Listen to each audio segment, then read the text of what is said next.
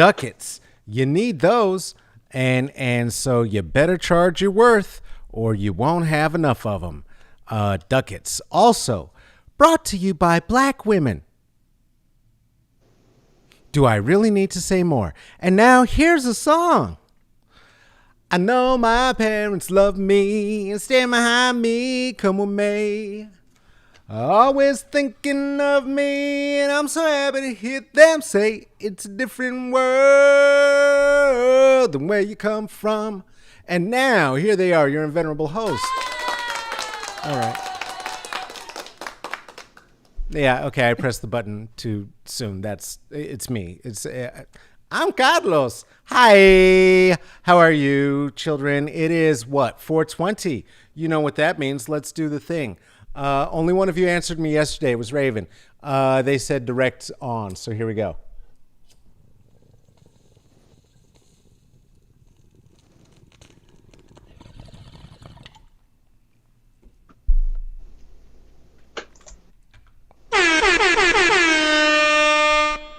As I looked at that, I realized that facing you directly is fine. It's a great idea. Raven probably has the right idea.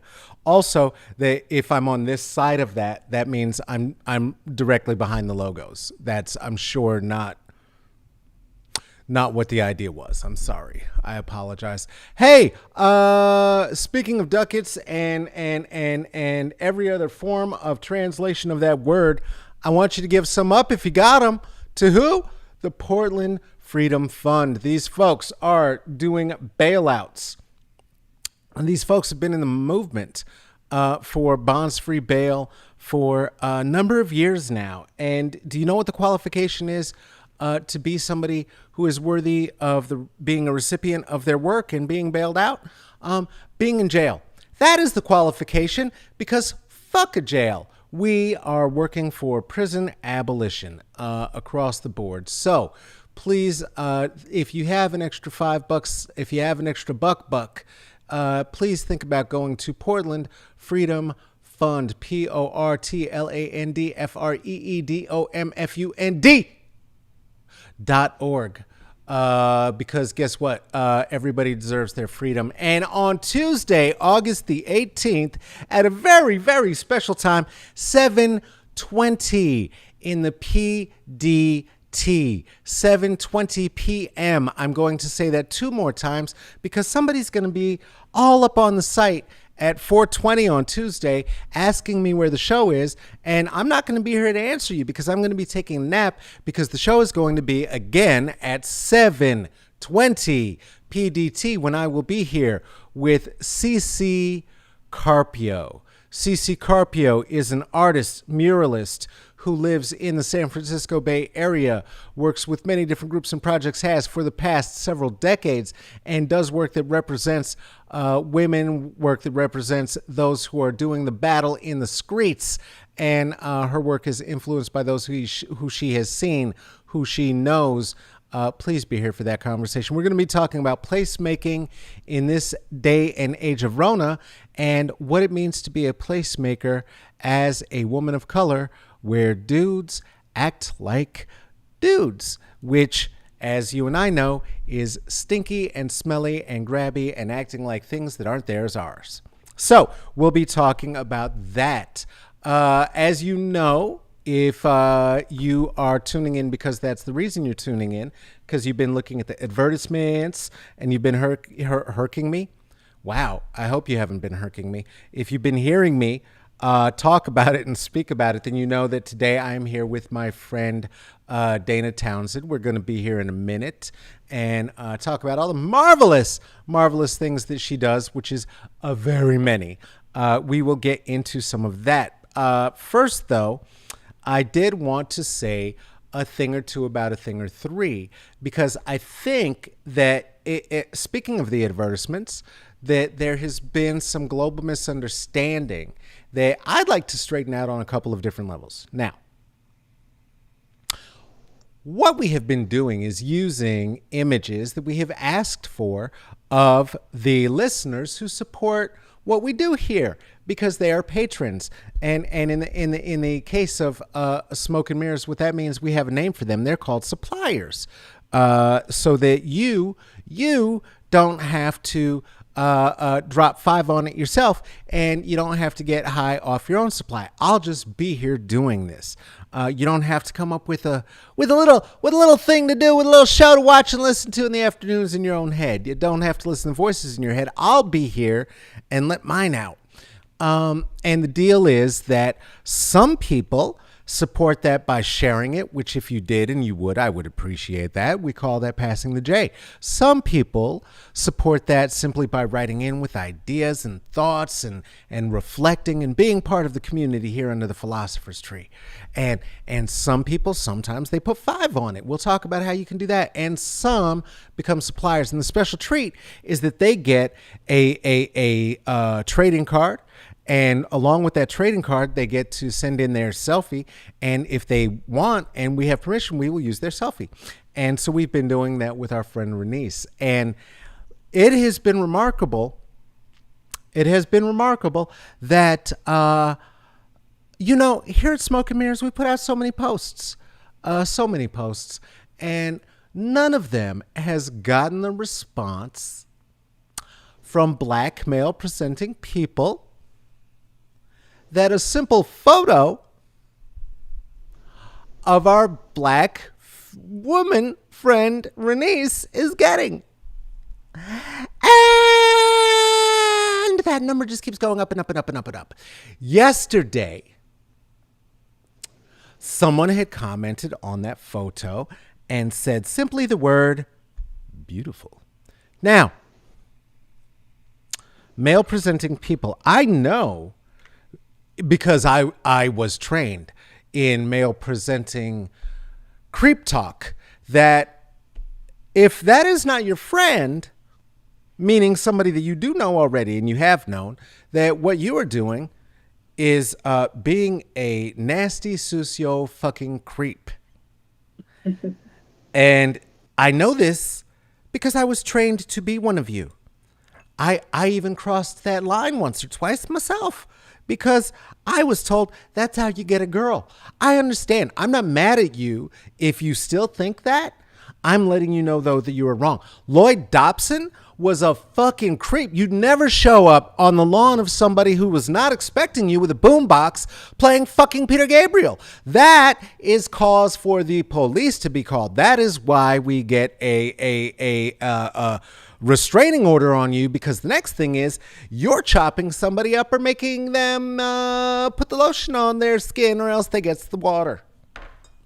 So I know that mostly, though, because boys don't like me. And so even though they tried to make me one of them for a very long time, now mostly only women, femmes, and gay boys are even comfortable with the idea of my presence. Weird. I know, because I'm a rat. I will tell. And I did tell.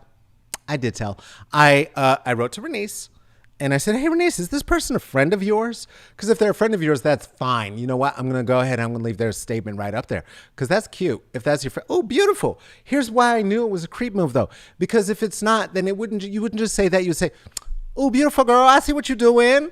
There's a whole thing so that oh, beautiful as always. I see your spirit. It's shining. There's a whole language we speak with one another, those of us who speak such a language, so that if you just say beautiful, and so I checked, and yep, you're a creep. Well, I said so. I said, hey, you know what? If you're not a friend, then you're probably a creep, and you're going to get blocked. Well, this male-presenting dickhead had a male-presenting dickhead answer, because, of course, the rules are so limited. Buy it, kill it, fuck it. Don't know much else about how to deal with the world. And what I then said was, oh, no, you know what? I need you to stop doing that. And then this person said on the post, fine, ugly. Okay, first of all, boo-boo, you're lying. you're lying, because otherwise you wouldn't have said beautiful to begin with, right? You just thought that maybe it was going to, I don't know, get you some WAP. And would it? Has that ever worked for anybody? Just shouting beautiful randomly at people. When did you find yourself drowning in pussy behind doing that? I've never known any of my friends to suggest that that's a thing that they found attractive. I just am so confused by that move.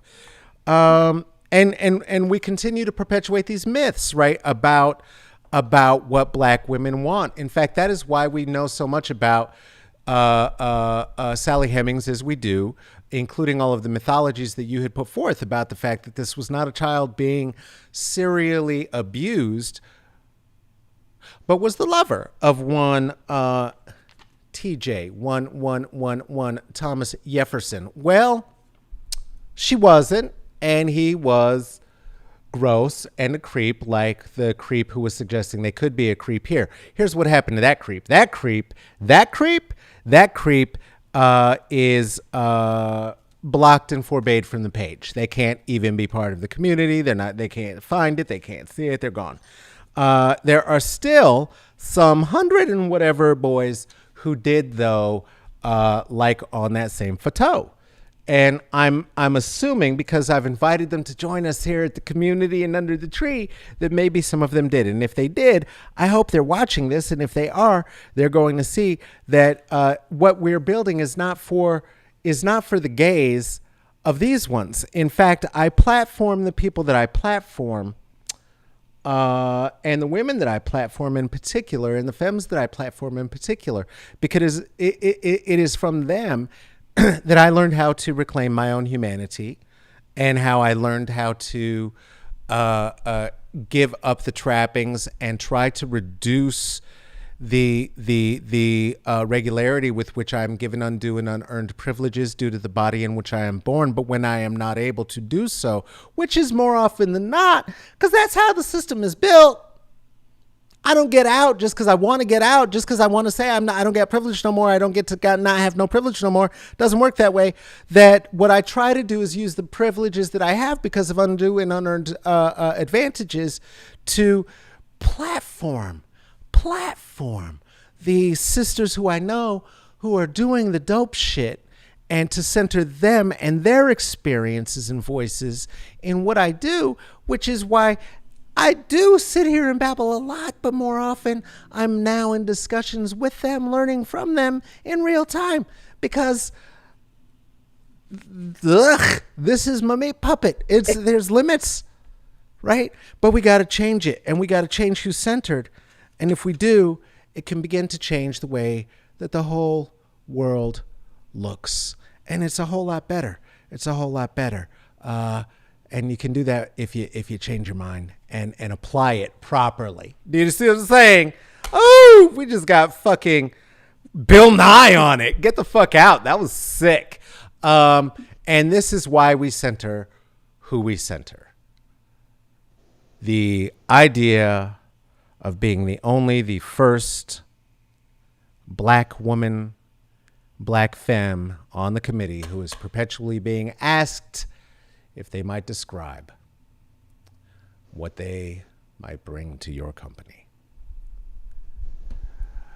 Go fuck yourself. Okay. Hey, everybody. Today on Smoke and Mirrors, I am here with a very special guest. This is a friend of mine. So here's the thing. Virtual friends, if you are disabled, if you are not a temp, if you're not restricted by that very limited view that you have in being a temp, means that having a virtual friend is not the same as having a pretend friend. Your virtual friends are very often your real friends, because it's very often hard to be there in real life. And we've been living this virtual life. I know y'all are new, and we welcome you. Use all of our tools. Feels fine. But also too, we've been at it. And one of the people with whom I've been at it is somebody who invited me to a place along with another very good friend of mine, Don Morgan, to have a bit of a platform to express my voice. I was certainly hesitant for all of the reasons that we talked about. Not because I'm afraid to talk, but because really, do we need more baritone voices in the world saying things? But evidently, I brought a bit of a different perspective, and it brought for me a freedom and a liberation, and strength that I didn't know would be born in talking about what it is to live with multiple sclerosis in a Black presenting body in this world. And since then, we've just talked French shit. We just talk French shit now. We've been talking art, liberation. Now we're talking about some sexualities. And then we're going to just talk about some sexuals. So, if you're not listening to Myelin Melanin podcast, I hope that you do. I hope that you would. The other things that this person does, they are a creator, they are an artist, they are a teacher, they are a lecturer, they are a professor, they are a PhD candidate, currently and contemporaneously to all of these other things. They are I'm going to go ahead and say it because I say it about all my friends, genius. And I welcome here underneath the philosopher's tree today, my dear friend, Dawn. Please show up. Where are you? Come on now.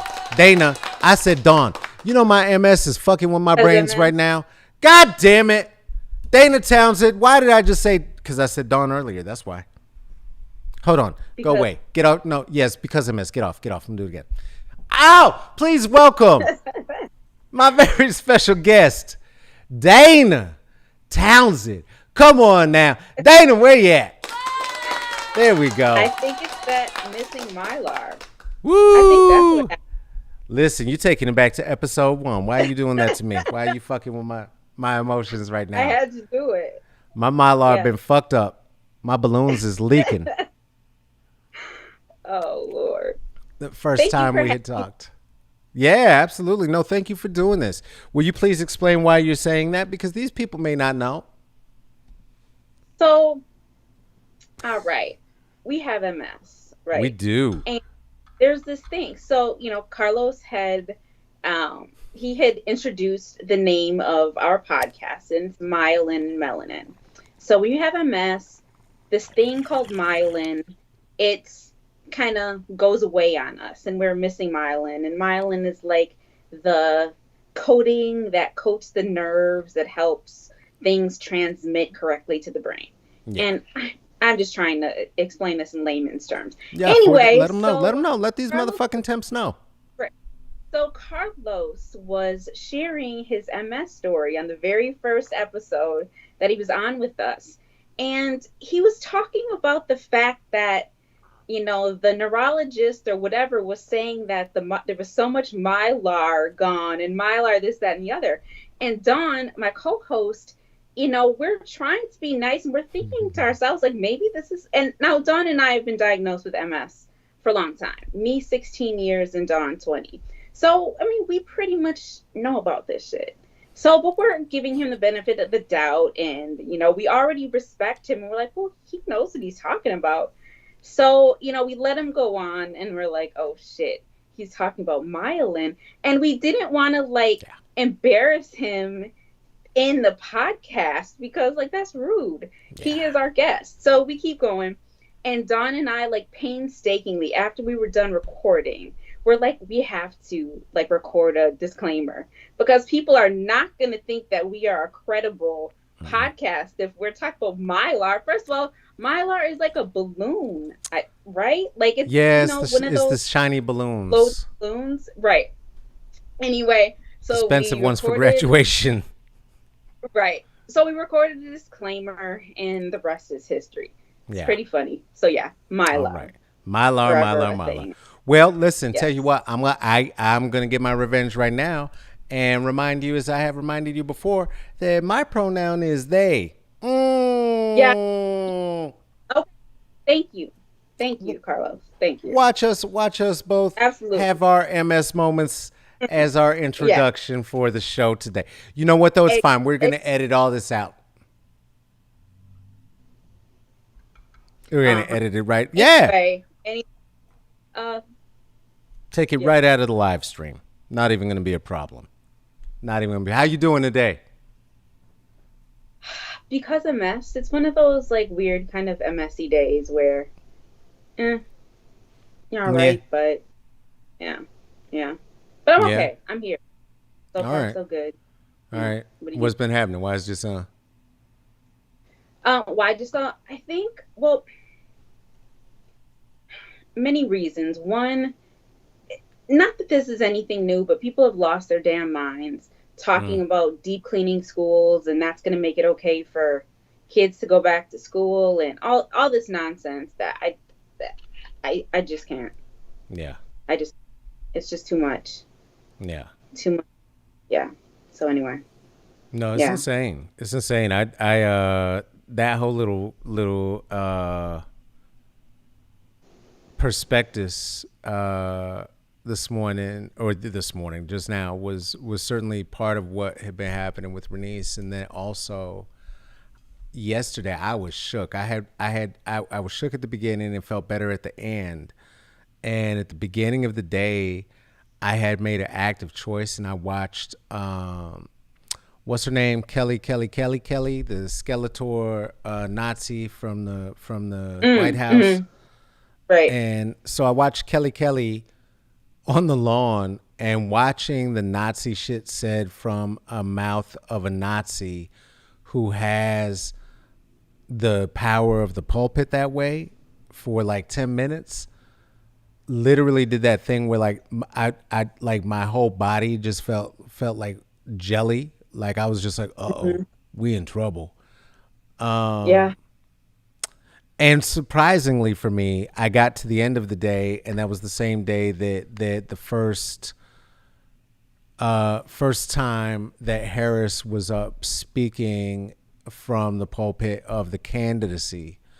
And while I certainly am not suggesting that is a ticket I was after, or that she is without blemish, Right. what I can say without a doubt is that hearing it felt like hearing somebody who knows how to govern, Hmm. which Hmm. was a treat. I mean, I was surprised at how relaxing and how much stress it took off to hear somebody who sounded like they know what the fuck they talking about. Even if I don't agree with everything they talking about, sound like they know what they talking about some shit. Yes. Um, but yeah, no, that fucked me up yesterday. That definitely did not help me find my grounding before we got here to be calling everybody by everybody else's name. And then watching the behaviors, as you said, of these men's and of folks. I mean, we just got to. It's going to be a rough 80 days for y'all, for real, for real. This is going to be some shit. Yeah. It's going to Yeah. be some shit. I mean, I just can't and I'm trying to. I can't wrap my mind around how somebody can justify that just because the school was deep cleaned, whatever that means, Bring it. deep cleaned, it's okay to, resume things as they were. I don't understand that. I Yeah. don't know if it's like my MS brain or something. Like maybe that's just, but I don't know. I I think don't it's know. temp brain. I think it's temp brain, honestly, right? Because the thing Yeah. is, you've had to adjust to a life. I've had to adjust to a life that we didn't expect to have, right? Right. And the temporarily abled are most of them, right? Even as I say something like the temporarily abled, not going to think that I'm talking about them if they're feeling Mm-hmm. physically abled in this Mm-hmm. moment, right? Oh yeah, that does happen to some people. That's not going to happen to me though, right? Mm-hmm. That as this is starting to come down, and as this is really starting to like get real to folks, folks are sick of Rona, but Rona ain't sick of them.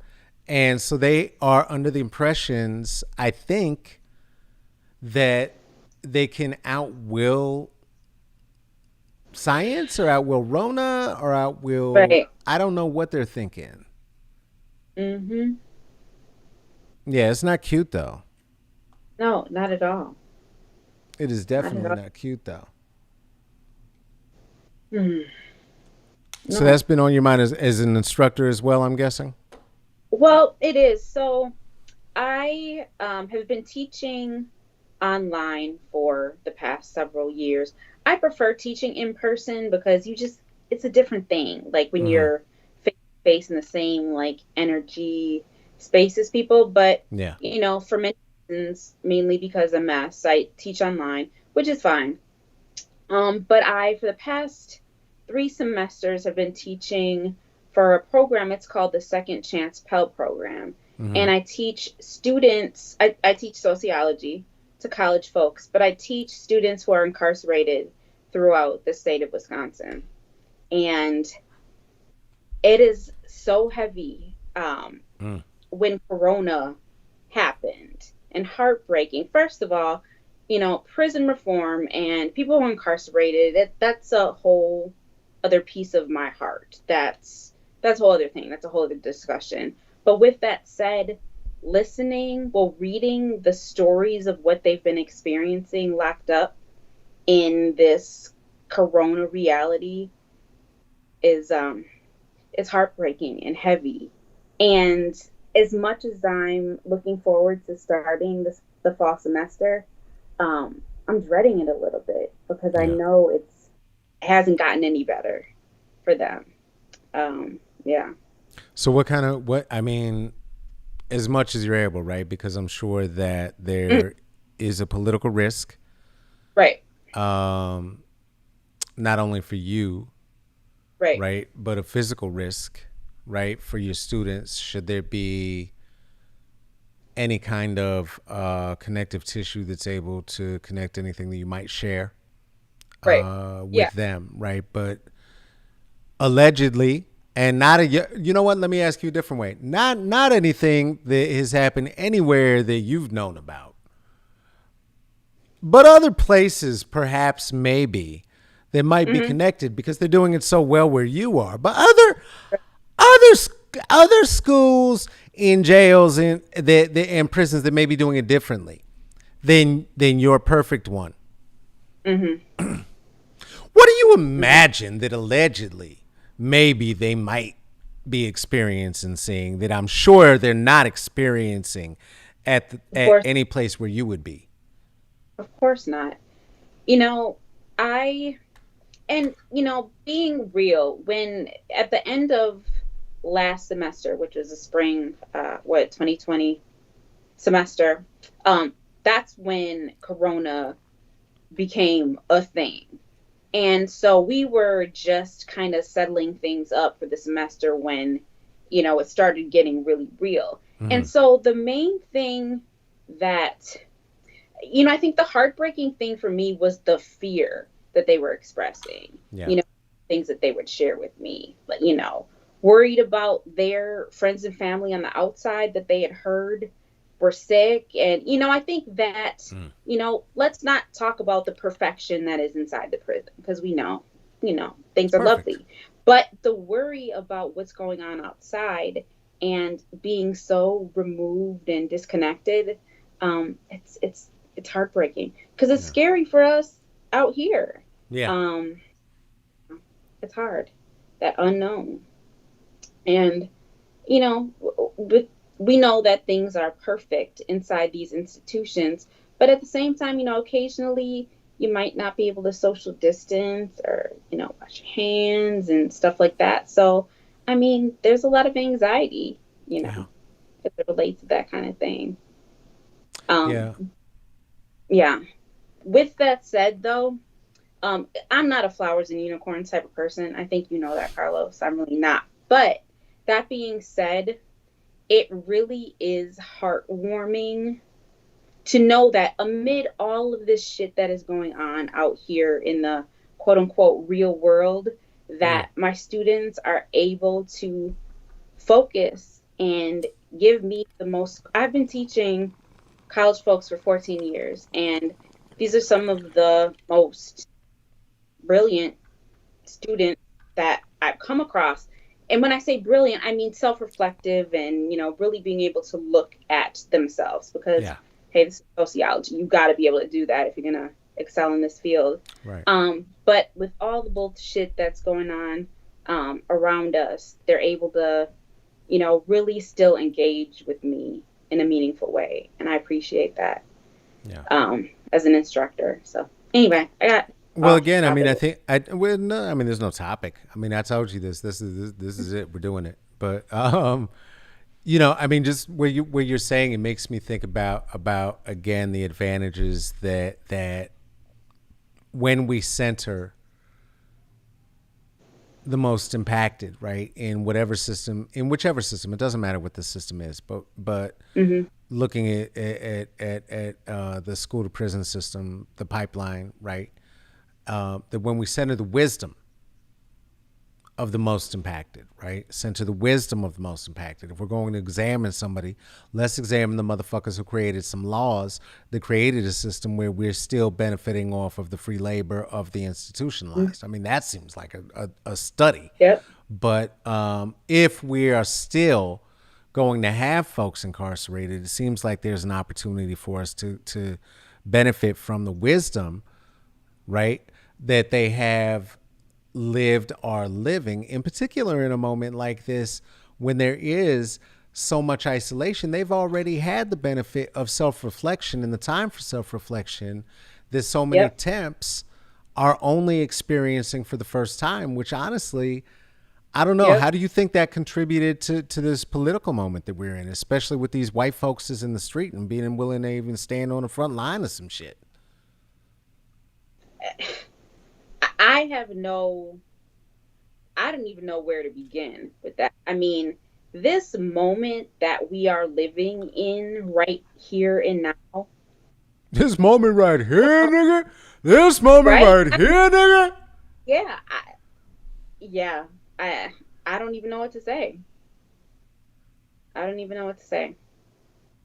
Where do you Yeah. think? Do you think who? What do you suppose the advantages are of having had space to be self-reflective, to get to be in this moment now that you wouldn't have had otherwise? What does that mean to be able to have For those them, that skill? for the temps. For you, for us, right? For anybody who does have the skill to be able to be reflective, what is that meaning in this moment as opposed to? Could you even imagine if you didn't? Right?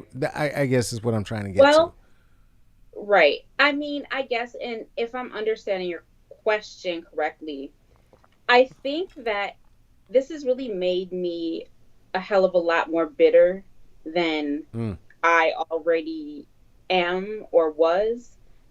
We're seeing in this moment of Rona and everything that's going on how suddenly easy and convenient it is to do all of these things that temps have made us disabled folk think that we're like mythical unicorns working from home, doing this, this virtually and not having to go to this meeting or that meeting. Um, it's it pisses me off. And I think I speak for many disabled folks for really, it really highlights um, just how much they don't give a fuck about us. Yeah. I mean, that's just it. And it's sad. It really is. Yeah, I don't Yeah. know if that answers your question, No, but I mean, it's not even a question, really. Just asking what your thoughts are around it, because you say something yeah. like that, right? And I wonder, it's the same thing around the idea of censoring a male perspective all the time, right? Why? Hmm. We know what it is, and Right. at this point, what we've also learned time and time again is that when we center the needs of the most impacted, and if we were willing to, if society we was willing to learn and to stand in deference to those needs, that what ends up happening is an elevation of experience for everybody, right? Because now that temps are able to see what it is to work from home for them, Hmm. right? And understand. I mean, I'm sure they're still not imagining what it means for us to feed ourselves, dress ourselves, get did up, Right. get ready, right? Yep. Right. and get to a computer screen, I'm sure there is very little understanding of what that costs in the body that is disabled. Right. And still, I think they can feel very quickly what those advantages are. Right. Which again, I'm just like, how does this not teach these motherfuckers how that if you center the most impacted, it's going to ease the flow of Mm-hmm. everything that happens in the world. Yeah. Yeah. Yeah. So I'm bitter. All right. Bitter Yeah. chocolate is good. Is that okay?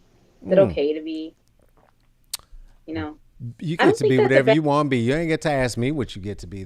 I'm the last motherfucker to ask. I'm asking you what I get to be. You kidding me? yeah. Yeah. Am I I don't think allowed bitter is a to bad. One thing though, off the topic, off the bring it? subject. So you were talking about this disgusting male presenting thing Ew. responding with just the one word beautiful, Mm. as if that's like he's doing something or Mm-hmm. saying a thing. And thank you for saying that, because a one word response is the most disgusting thing that it's just gross. Beautiful or hello or how, do you know what I'm saying? Like, I'm just thinking back to, like, it's been a long time since I've done any sort of online dating thing, but I used to put, when I had these online dating profiles, I would say, right, first and foremost in my profiles, if you send me a one word response, you're blocked. I was, very much a bitch, because what do you have to lose? But yes, beautiful is really one of the most offensive things that you can really say. And I don't think that a lot of cis people get that. Male Yeah. presenting people. Anyway. Yeah. Well, it's the superficiality of it, right? I Yeah. mean, it is completely, you are completely to the nth degree talking about the surface of somebody, right? Mm-hmm. And it is what are you supposed to even do with that? I don't even know what you're supposed to do with that. Right. Heart, smile. Ew. I'm right. What are you supposed to do? Yeah. Anyway. Make no kind of sense. And no, it's not a thing that is universal, and it's not all these bullshits about, well, male presenting people would like it too if it was happening to them. Let me tell you something. No, no, no. I can tell you from experience. No, it's gross. It's gross. No matter who's doing it.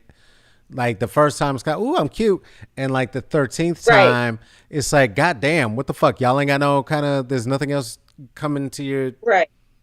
Just ooh, that doesn't mean Right. ugh. It's gross. Yes. It's gross. Yes. So you teach sociology?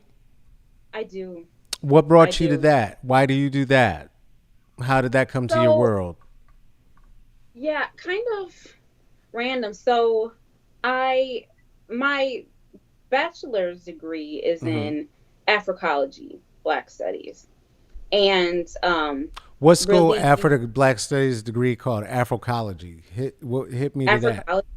Yeah, yeah. How did they Well, frame it that way? What school was that? well, I think the whole backstory, and in fact, I think the school, and I don't know this for sure, but I Mm-hmm. think they might be changing the name of the field now. But Africology really, um, really an ode to the fact that we're studying the entire African diaspora. Not just Black is a loaded political term and blah blah blah, all of that. So Africology. It's not just obviously the Black American experience. We're studying Black folks all over the diaspora. Right. So And anyway, so it wasn't coming from a perspective of like there being any kind of like a diasporic Black experience born of the '60s, or that was just too much of a third rail to touch to frame it that way and get the field certified or whatever it was. yeah, I'm not sure. And that's a really good question. Because believe, and I don't think I'm just making stuff up, but that the in the at the school that I went to, the degree may have been called Africana Studies, maybe, I don't Mm-hmm. know, but Mm-hmm. it Mm-hmm. was Mm-hmm. to Africology, I believe, in the 80s. Mm-hmm. I don't quote me. I don't know, but there Mm-hmm. was a thing. I mean, very intentional that it was called Africology, Yeah. not just Black. So Okay. anyway, I bring that to say that so I became when I used to be, and not this is all about Dana episode, The fuck but is it I not? What are you talking about? We just sitting here. Come on now, Dana Dane, Dana Dane. I used to be an English major. I wanted to be a high school English teacher. Mm. Realized that I don't have patience. I don't like children. I don't like, no, not my thing. Okay. And I took a Black Studies class, and I'm like, yes. And I had never, of course, going through our public school system. Well, I started out at a Catholic school, then public high school. We don't learn shit until we get to college Right. if you study the right stuff. So I took Right. an Africology class, and I was hooked and decided this is what I want to do. So really immersed myself into it, became really good friends with a lot of the professors. And when, I graduated and then went on to get my master's degree, but was still in touch with some of the professors. And as soon as I graduated with my master's degree, they asked if I would teach a couple classes in the Department of Africology. Okay. And at the time I was pretty young. I was 24 years old. And that's pretty young. It's a very daunting thing to, stand up in front of, a class of 200, a lecture hall of 200 people, thinking that, who is this girl here? Like, You did a who does she lecture think she hall? is? Yes, it was. It was. I was Girl, so I was sitting nervous. here thinking I could relate because I was asked to teach some lectures on what my choice, like just get out of this room, quit bothering these Uh-huh. white students, and we'll if you teach some lectures, we'll give you a whatever kind of situation. But no lecture hall. Are you serious? 200? How many Yes. students was it, like 200, 900? How many? You said two, right? Yes, it was about two. I think my first class was maybe like 180 something students. Oh hell no! You were And undergraduate? no, I just finished my master's degree, so Okay, I all was right, okay, okay. 24 years old. We'll say 25. That's still, But fuck had that. That's still a lot of never. people for that kind of a class. It's That's big. not. And I was super, and I still am. I'm an introverted person. I'm a pretty shy person. But with that said, before I had never taught people before, and yeah, and I mean, and I can honestly say I am a teacher. That's just what I've been called to do. That's just, I'm grateful for that opportunity. But anyway, so roundabout. So I started teaching Africology. It was a class called Black Reality, which I think would be amazing to teach right Hmm. now in this moment, right here. Black Reality. Anyway, different topic. So started teaching Black Reality, um, and then that was great. Continued on in my studies. As you mentioned, I am a PhD candidate. I've done everything but my dissertation, but because I'm MS and all of those things, um, got some opportunities to teach at other schools. And there was a position at the college that I teach at right now for a sociology instructor. In my minors, like in all my graduate work, you have to choose like a minor field, like philosophy, Right, right, right. sociology, whatever. Sociology is my thing. And yeah, so that's how I became an official sociology uh, instructor. Right on. Yeah. And how did you find yourself teaching to folks who are incarcerated? I mean, that's pretty specialized, right? Yeah. Really special. So it was interesting. I was just, teaching. I've been teaching at the college that I teach at now for 9 years now. And I think that word kind of got around that I am really so one of the main classes that I teach um, several different sections of classes. But Mm-hmm. in my intro to sociology classes, I focus heavy on prison industrial complex and deviance. and what these things mean in the grand scheme of things. Mm. Usually, depending on what type of teacher you get, you might spend like a week or so on deviance. Right. I would spend 3 or 4 weeks. Like that, we really go in heavy. And I think that word kind of got around on my, evaluations and stuff. People were really into it. Really, you know, it's kind of like the veil was opened.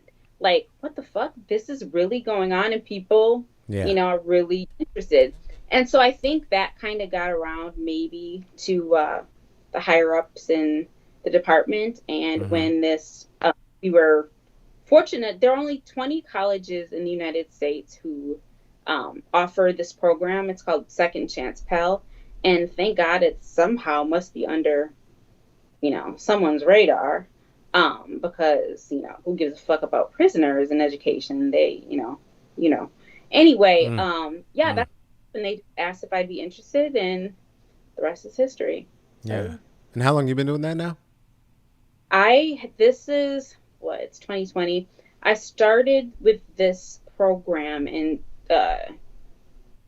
2018, so about 2 years now teaching for this particular program. Wow. So yeah, very rewarding, Yeah. very taxing. I just teach one class a semester, but it's a lot of work. It's a lot of bandwidth and energy it takes to Oh yeah. really, because the reality is that my students, you know, their interactions with me and whatever other, professors that that they have, is a lot of times the only meaningful interaction that they have. Really, Mm-hmm. honest and intellectual conversation.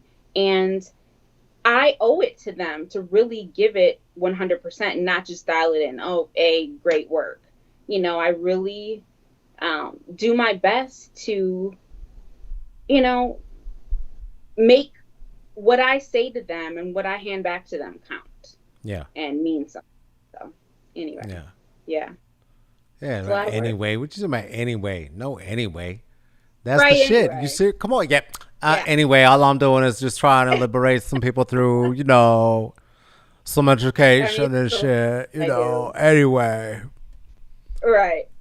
just No, give but it. it is super, super rewarding. Good. Um, and when I first started, I make it's my personal thing that I decided before I started teaching this program.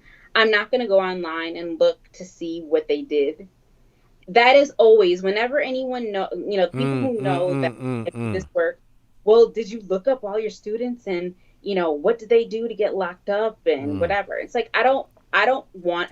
First of all, it doesn't matter to me because that has no impact on your ability to learn the stuff that I'm teaching you. Right. But I don't want that to color my, I'm human. We're all humans, no matter how objective, um, you want to be, things are going to, certain crimes may hit you certain ways and whatever. So it's just my personal philosophy that I don't want to know what you did. Yeah. Now, it comes out a lot of times in our communications because I feel like they know that this is a safe space. I'm not judging you. Mm-hmm. Mm-hmm. So, but yeah, I don't know why I said that, but yeah, but that's the No, that's thing. real. Yeah, yeah. That's real. I mean, that pedagogical approach with folks in terms of erasing, um, giving folks the opportunity to show up as a learner rather than as a crime past, as a position of hierarchy, as Mhm. whatever. When you're trying to Mhm. get to a thing of uplifting individuals, uplifting a system, right? You can't be stuck in folks, individuals' history. Because if you are, you can't give them Mhm. an opportunity to evolve and to change, right? Ex- Exactly. Yeah. Exactly. Um. Yeah, and so people will share it. I don't tell people not to tell me. Yeah. But the reality is that and we all know this, everybody knows it. People fuck up and make mistakes. Yeah. They move on, they do better. I mean, what else do you want somebody to do? You know, I don't know. Right. It's Okay, so well, to that end here, let's get all controversial with it and shit then. All right. okay. She the VP pick. She the VP pick. Now, the level of misogyny and misogynoir that's already been unleashed, as I was saying, holy shit. But with that said, and that being true, how you feeling? How are you feel? And I'm not asking any of the male Uh, people who sit down under here, and I'm certainly not going to be asking no white people. This is not a discussion I'm trying to have with a yeah. bunch of people. I want to know not just about her, but about the moment, about all of it, about what it's going to mean for you, about positive and negative, the whole thing. How you feel? You okay? How you doing? I feel gross. And let me say why. So, okay. Kamala wasn't my first pick. Okay. But she's it. And I'm good with that. I'm fine with that. We do not have the luxury to tear this woman apart, and we're past that. You know what I'm saying? We're Yeah. past that. So let's just move forward, do the work, and get this shitty shit monster and his people out of the way. Yeah. And so the reason why I say gross is because, especially looking on social media, and I can't do it. I don't know if my sister Courtney is watching. She might be. She Um, is. She has insisted, by the yeah. way, that one, you need to be giving yourself more credit. Okay. Uh, Austin is cheering you on and giving you all kind of fists of power. And I need you to know that our regular participant and friend on the front line, Kristen, has said that I am fully here for the Dana show. So Oh, we need you to keep it going. All right. All right. Go ahead. so we're gross. Oh no, so Courtney and I were talking earlier about just the disgusting, just people unleashing unnecessary bullshit on the internet. Is she black? Is she this? All of these. Is she her? Her father was born in India. Whatever. All this shit. I don't have time to unpack it because it's unnecessary. But people just inserting all this extra garbage into a situation, trying to. I don't know. I don't know. I don't know what it is. I don't know it, but it's gross. It Yeah. makes, yeah, it's disgusting. And I Yeah. don't have time and I don't have the energy to do it. And I was joking with Courtney. She's all for, kind of reading the comments and stuff. Like, I can't do it. I don't have the energy Mm, to read. I can't do it. And I respect people who are able to do that, but I can't engage with people who, like, I'm a block, you know, unfriend, whatever type person, because I don't have time for it. mm. But with that said, just you know, I don't know. People have Yeah. lost their minds, No, it's and it's disgusting, and they have lost their yeah, minds. yeah, Yeah, it's too yeah. much. So I anyway, mean, the psychic energy that it is exerting, and I don't think that the thing that is killing me right now around it is that I don't think these liberal leftists, I don't think black men, and well, I'd begin with them, right? Because while I certainly have ideas about why black and blackity black and hotepi and in particular women come to the positions they come to, uh-huh. that's not, that's inside talk. But in Hmm. terms of the white liberals and black men who get to that place, right, of feeling like it's their not only right but duty to regulate black women, and or talking about what it's going to cost a party that they have nothing to do with in the first to have somebody on a ticket and start doing the work of white supremacy in looking for ways to pull down this person. I mean, what made me think of it in the first is the question that you had asked earlier in terms of like, do people do or do people don't have the right to evolve and to change and to grow and to fuck up and then to go, oh shit, I fucked up. Let me not Thank do you. it that way. Right. And if someone was good at their job and their job was fucked and they were good at their job, are we then going to punish them for being good at their, like, because if they were bad at Right. that job, would you be more upset for that if that person moved forward? Right. And if they're not Right. in that job and they're applying for a whole different job, maybe you should not evaluate them for the criteria on which the last job was evaluated. Not that the last job was dope. That's not the point. It wasn't. But there's just the level of nuance and range that is just missing from the mouths of, honestly, nearly all but black women in this discussion. Has gotten me to a degree where I'm with you. People think I'm joking. My block list is longer than my fucking follow and my friend list, and that shit is long. It's crazy. I don't It's have too much. time or energy for it. I mean, yeah. No, I'm tired. We saw what they did to their own one. Thank you. We saw how y'all did your own meme. Are you kidding me? The fuck we gonna be out here in these streets for letting y'all talk to Kamala that way? Get the fuck out of here. Yeah. We gonna do it to Kamala now? Just ourselves? Before the shit even start? I thought we were all in agreement. We got to stop the Nazi. I thought that was the plan. What the right? What happened? Fuck? Why are we doing it? They're Nazis. That is worse. That is always worse. Whatever you think is bad, Nazis are worse than that. I mean, isn't it like it's just that simple to me? And I don't understand how people don't see that. I mean, it is what it is, but in the words of the president, it is what it is. It is right. But on a different note, sex. Hey, what? Huh? What?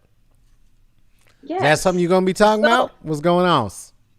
Yes. So my podcast, Myelin Melanin. So a couple of months ago, we did this series on intimacy and MS. It's called That Part, Intimacy and MS. And the fabulous Carlos was a part of that discussion. And the goal, I guess, I like that little sarcastic face. Was that like a No, that was face? me. That was me getting my that was me getting my bows. Ain't no sarcastic about that. That was me getting my bows. All right, go ahead. Anyway, so the purpose of us delving into the topic was that sex and chronic illness and disability are things that are rarely discussed. Disabled folks are seen as asexual people, like we don't, but like that's we don't just fuck. Right. Period. Right.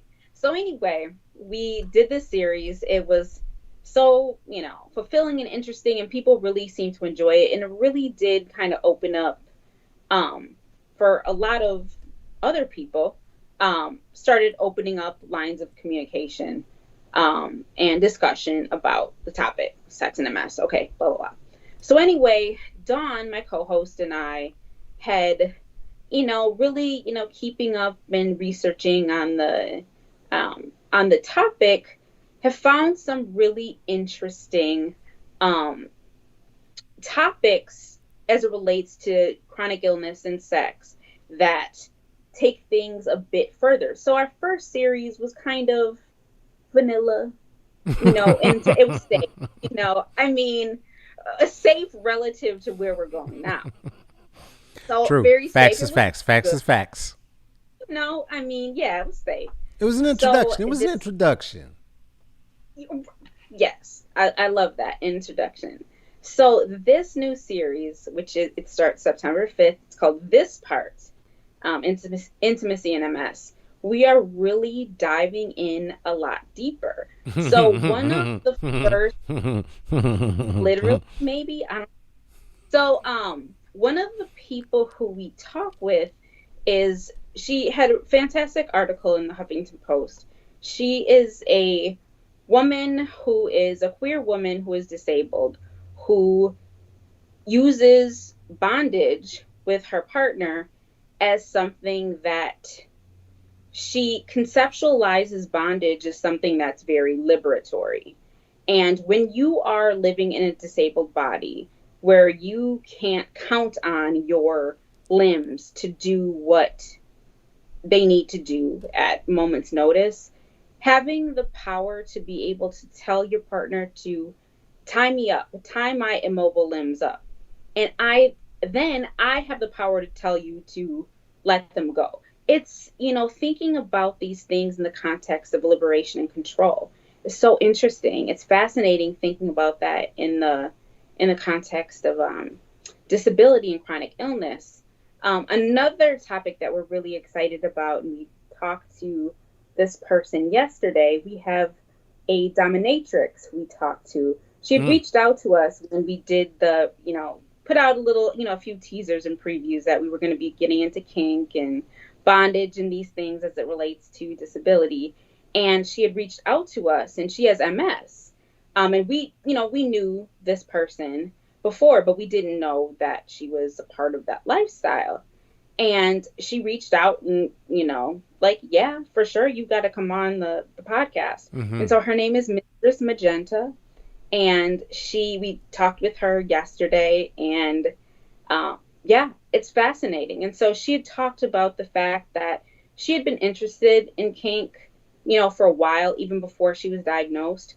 But once she was diagnosed, and when you're diagnosed with this shit, your life is out of control. You realize that this body and this life that you once thought was yours, it's not. Yeah. It's not yours. Hey, listen, we're flying by the seat of our pants and maybe the rope that our loved one tied around it. Exactly. So Mistress Magenta was talking about the fact that when she was diagnosed, that was kind of the moment that she decided, hey, I'm going to go all in. And she and her partner had visited a BDSM club, and the rest is history. And so she talks about how kink and disability are kind of similar to Sarah, the author that I was talking about, kind of a means to, kind of view intimacy and freedom and liberation in different ways. So very interesting. We're really excited to dive into these topics. I think that when people think about things like kink and BDSM, they don't think about disabled folks.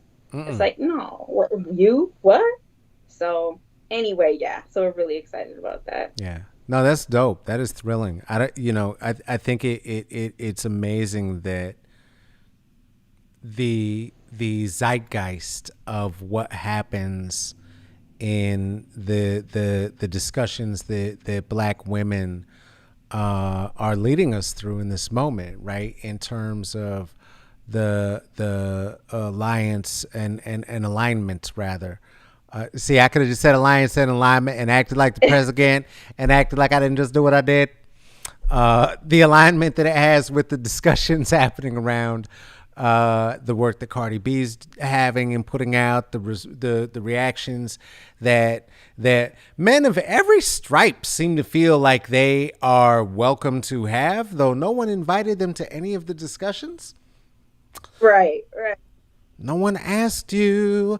And, the way that y'all are approaching it. And I appreciate, because I know that we had also had that second discussion, in which I may have during the podcast and on air accused us of being a little bit vanilla. And so I am glad that the reaction and the response is that for all of us to think not about, how to double down and defend and stay in some toxic heteronormative Mm-hmm. binary, right? But to think Mm-hmm. about the same thing that, again, I am pushed toward by mi novieks, by people younger than myself, in terms of really, Mm-hmm. really thinking about, okay, how do I continue to evolve on my journey forward? Yes. And as disabled black folks, that's not a question I think that folks are asking. And so for us to Mm-hmm. ask ourselves, and for you to be posting that and asking that with us, and to be doing that, of course, with your partner Dana. Okay. I Okay. Now. know. I was fucking around. I was fucking around. Okay, Mylar. From what I know, from what I said at the beginning. Do you see? Full circle. You see the callback? You see the Uh-huh. callback? I'm professional. Even with a broken brain, I You can are. do it. Um, is amazing. It is truly amazing. And yeah, no, I appreciate it, and I appreciate getting the chance to be a part of it with you, and Yes. to be able to explore these conversations, and to listen to them when I'm not there. It's truly thrilling, and honestly, I don't know that I would have found this particular format to do what I'm doing, had y'all not called me to task, and brought me to bear, multiple times over. And so I really, really, I thank you, and I appreciate you, and Thank I'm glad to be you. able to develop a friendship, and Yes. yeah, keep building it here too. Yes. It became a thing. It was supposed to happen. Yeah, for sure. We're gonna keep it going. We're gonna keep it going both Yes, places. And for at a sure. point, I will have Dawn here. But in the meantime, Dana is here. And everybody, please give it up for Dana one more time. Absolutely. What else do people need to know before I let you go? Before I put you off the screen, and close Okay. this shit out? Did we do a show? You feel like Sure. we did a So, show? um, check out the podcast, Myelin and Melanin podcast. You can stream it everywhere. And check us on all social medias at Myelin Melanin. That's And right. that's it. All right, you got a podcatcher. You know what to do, children. You heard it. You heard it. One more time, please give it up for my friend Dana, who, I swear Thank to God, you. the next time I bring you on, I'm going to say your name right every single time. It's going to be amazing. I'm going to have my Better. brain together. It's going to be right. It's going to be right. Holy shit, y'all. Woo, that MS be fucking up a brain sometime, people. It's a mess. Also staying up until 2 in the morning working on this bullshit because you might be a little jazzed about what you're doing, and excited to have your friend here. It doesn't help. Hey, listen though, you can become a patron if you want to, as have our friends Lisa, Kristen, Renice, who I was talking about earlier, who you see on the screen right now, who I agree does have a beautiful soul. Do me a favor, if you're gonna like on the photo that we've made available, do not simply comment on the way a person looks. Michael, Natalie, Juliet, Tarika, and Tracy, you can see right now on the screen that our friends want you to look for their podcast at myelinandmelanin.com. Thank you so much to my co-producer Tracy for making sure that that shows up on your screen, and that I do not forget to say it again. This has been an episode of Smoke and Mirrors. Thank you so much for joining us. Do you have a thought? Do you have a suggestion? Do you have somebody who you think should be a guest right here, right now? Well, let us know. And you can do that by reaching out at Smoke and Mirrors CCB at Gmail. You can leave it in the comments if you want, but I promise you we will forget. If you wanted to, you could go ahead and look at my face and see it all over IG at El Caballo Negrito. If you wanted to hear, or see here, you can't hear it. Maybe you could hear it. You could hear it in your brain. If you wanted your brain to narrate the words that I say, you could see those and then hear them at Twitter at El Caballo Negrito. Share this. We talked about all the ways you could do that. I told you I was going to tell you how you could drop 5 on it. Here's the ways.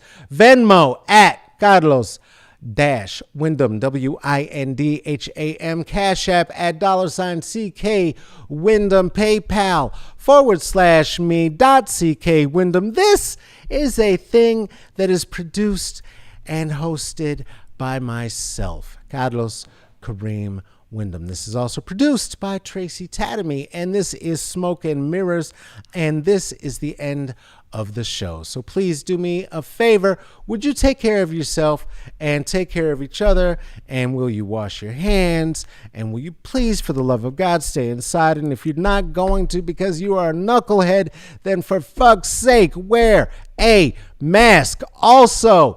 And I want to get this in your head before I get out of here. Your mask is not gonna do you or me or anyone else any good.